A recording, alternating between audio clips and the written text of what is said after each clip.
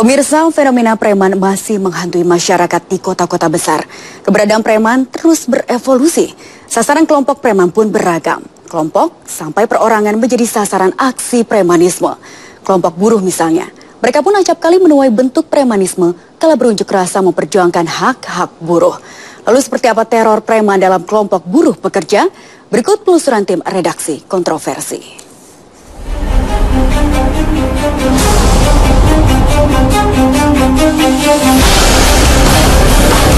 Peristiwa penangkapan para pemimpin kelompok pemuda di ibu kota tak lantas membuat Jakarta aman. Tertangkapnya Ketua Pemuda K. John K. tahun lalu dan tokoh pemuda Papua Hercules Rosario Marshall pada awal Maret 2013 tidak serta-merta menjadikan wajah ibu kota bersih dari keresahan, intimidasi, dan kekerasan. Aksi premanisme dan oknum preman masih tetap ada, bahkan menjelma dalam berbagai wujud. Tim redaksi Kontroversi mendapatkan bukti ada preman menebar ancaman dalam aksi buruh. Kelompok ini biasanya menggunakan seragam hitam bak Satgas. Mereka membubarkan paksa aksi para buruh, memaksa para buruh mengakhiri unjuk rasa, termasuk pula membakar atribut yang dipakai massa buruh. Seperti ada pembiaran, aksi premanisme di depan mata aparat sama sekali tidak direspon polisi. Itu tahu-tahu dibubarin sama LSM. Itu bubarinnya juga secara paksa.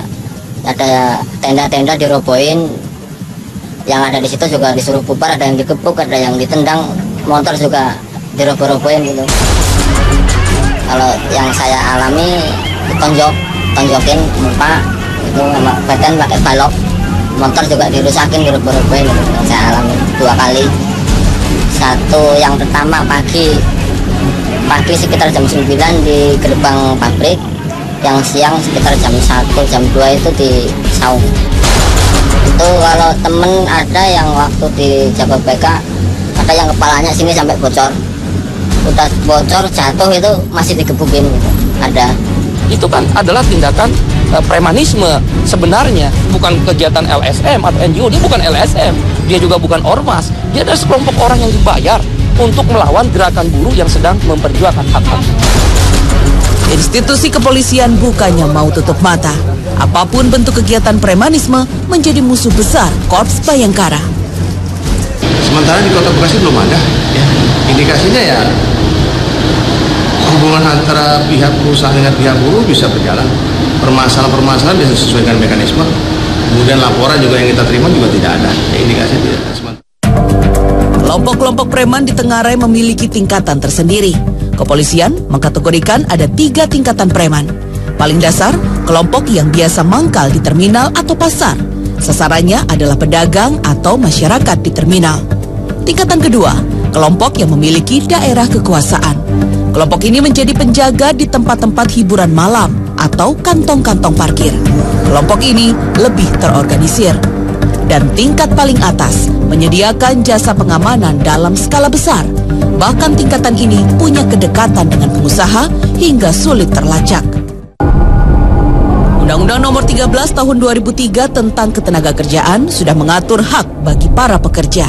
Salah satunya adalah menggelar aksi mogok kerja apabila proses perundingan dalam penyelesaian perselisihan industrial tidak mencapai kesepakatan.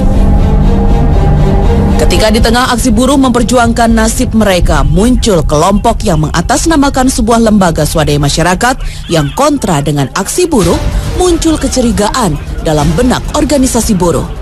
Apa kepentingannya dan berpihak kepada siapa? Saya masyarakat itu sahabat pengusaha, musuh buruh anarkis.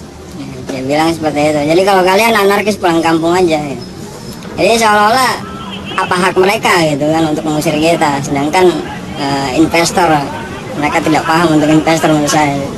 Kita diusir paksa, sudah jelas ya premanisme seharusnya tidak boleh gitu kan mencampuri urusan pekerja dan pengusaha. Tapi yang saat ini yang saya alami,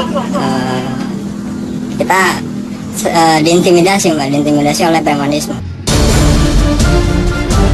Keberadaan aksi premanisme oleh kelompok-kelompok berwujud LSM dan dituding berada di belakang pengusaha dicurigai punya motivasi untuk mendapat akses bisnis yang memberikan keuntungan bagi kelompoknya. bisnis limbah pabrik salah satunya. Tim redaksi kontroversi mencoba menelusuri apakah benar kelompok berbendera organisasi non-profit seperti LSM ada kaitannya dengan bisnis limbah. Realitanya, salah satu oknum yang disebut-sebut sebagai ketua sebuah LSM adalah benar pelaku bisnis limbah. Nama oknum ketua organisasi ini pun seringkali ditemui hadir dalam menentang aksi-aksi buruh.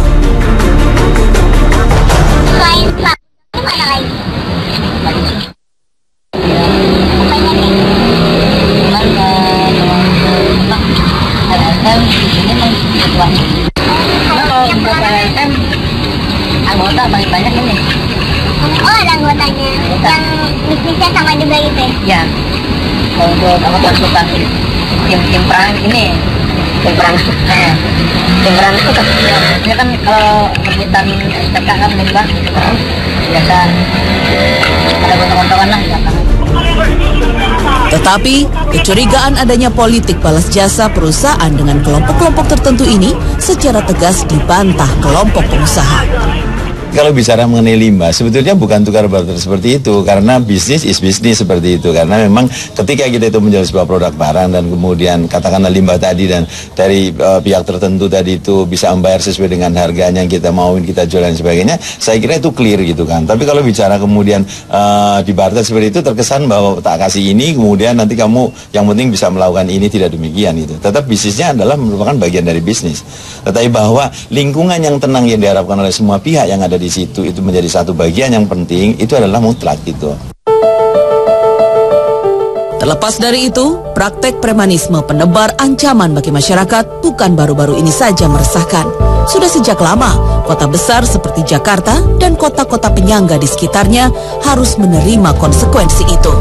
Memang itu adalah fenomena yang hidup di Jakarta sebagai kota besar, demikian pula kota-kota besar di dunia lainnya, itu selalu ada premannya. Ya, jadi ada kebutuhan, ada penyedia permintaan gitu ya.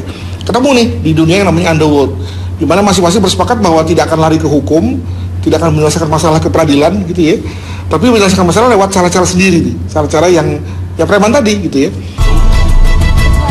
Ada kebutuhan, ada penyedia.